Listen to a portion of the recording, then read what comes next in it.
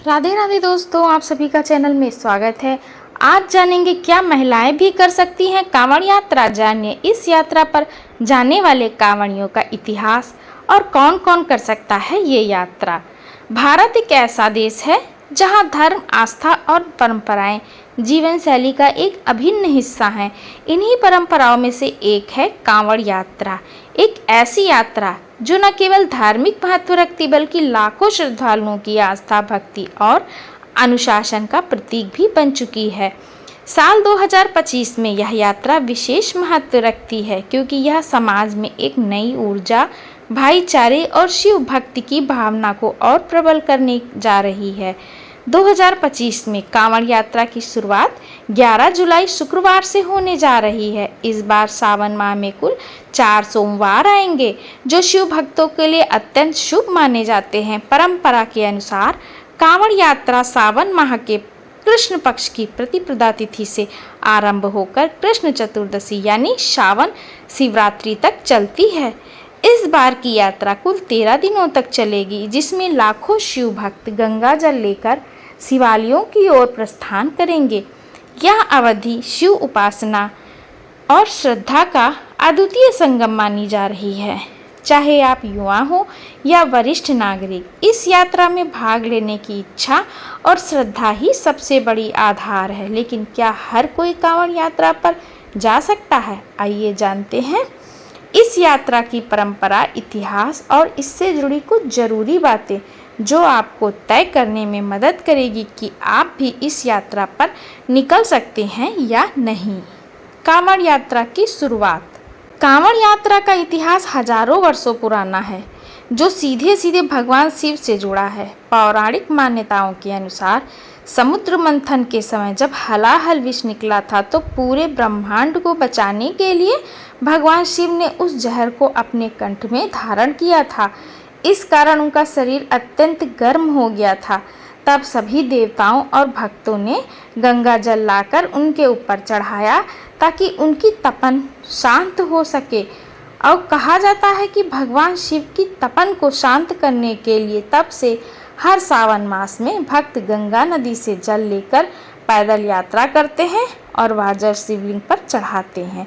यही परंपरा कालांतर में कांवड़ यात्रा के रूप में लोकप्रिय हुई, जिसमें भक्त कंधे पर कांवड़, एक विशेष प्रकार की लकड़ी या बांस से बनी डंडी जिसमें दोनों तरफ कलश लटकाए जाते हैं, लेकर गंगा जल भरते हैं और अपने नज़दीक किसी विशेष शिव मंदिर में जाकर उस जल को अर्पित करते हैं। अब जानते हैं कौन कौन जा सकता है कांवड़ यात्रा पर। कांवड़ यात्रा पर जाने के लिए कोई धार्मिक या कानूनी प्रतिबंध नहीं है और हर आयु वर्ग का व्यक्ति इस यात्रा में भाग ले सकता है, बशर्ते उसकी शारीरिक और मानसिक तैयारी पूरी हो। यात्रा के लिए आपको विशेष प्रशिक्षण की ज़रूरत नहीं, लेकिन कुछ बातों का ध्यान रखना जरूरी होता है। आपकी शारीरिक फिटनेस अच्छी होनी चाहिए क्योंकि यह यात्रा अधिकतर पैदल ही की जाती है और दूरी कई बार 100 से 300 किलोमीटर तक होती है। आप में धैर्य, अनुशासन और श्रद्धा भी होनी चाहिए क्योंकि यात्रा के दौरान कठिन मौसम, भीड़ और कष्ट का सामना करना पड़ सकता है। आप यात्रा के नियमों और मर्यादाओं का पालन कर सकें, जैसे कांवड़ को जमीन पर ना रखना, मांस मदिरा दूर रखना और सात्विक जीवन शैली अपनाना। और अब जानते हैं क्या महिलाएं भी कर सकती हैं कांवड़ यात्रा। जी हाँ, समय के साथ साथ कांवड़ यात्रा में महिलाओं की भागीदारी भी बढ़ रही है। पहले यह यात्रा पुरुषों तक मानी जाती थी, लेकिन अब कई महिलाएं भी पूरी श्रद्धा और ऊर्जा के साथ इस यात्रा में भाग ले रही हैं। उन्हें भी वही नियमों का पालन करना होता है और उनके लिए अलग से सुविधाएं या सुरक्षा व्यवस्था भी की जाती हैं। और अब जानते हैं ऐतिहासिक साक्ष्य और सामाजिक प्रभाव। कांवड़ यात्रा का जिक्र प्राचीन शास्त्रों और धार्मिक ग्रंथों में भी मिलता है। इतिहासकारों का मानना है कि यह यात्रा केवल हरिद्वार, गंगोत्री और गौमुख जैसे तीर्थ स्थलों से शुरू होती थी और इसे करने वाले अधिकतर साधु संत या तपस्वी हुआ करते थे। लेकिन समय के साथ साथ इस यात्रा का स्वरूप भी बदला और अब आम घरों के लोग, युवा वर्ग, महिलाएं और बच्चे भी पूरे उत्साह में इसमें भाग लेने लगे हैं। इस यात्रा में केवल धार्मिक नहीं बल्कि सामाजिक एकता का भी बड़ा संदेश दिया है। विभिन्न जाति, वर्ग और पृष्ठभूमि के लोग एक साथ एक ही लक्ष्य शिव भक्ति जिसको लेकर जब एक साथ चल पड़ते हैं तो वह दृश्य अपने आप में अनुकरणीय होता है।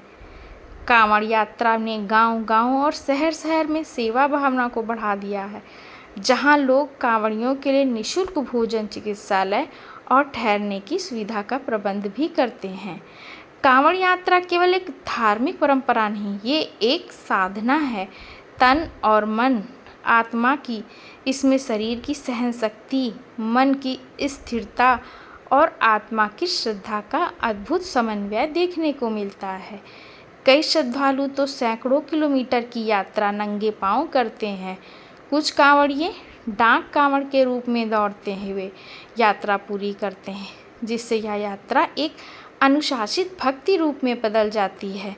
भक्तों का मानना है कि इस यात्रा से उन्हें शिव की कृपा, मानसिक शांति और जीवन में सकारात्मकता मिलती है। यह यात्रा केवल भगवान शिव को जल चढ़ाने की प्रक्रिया नहीं है, बल्कि स्वयं के अंदर के नकारात्मक तत्वों को जलाकर एक नए रूप में स्वयं को पुनः प्राप्त करने की साधना है। तो दोस्तों, यह थी कुछ जानकारी कांवड़ के बारे में।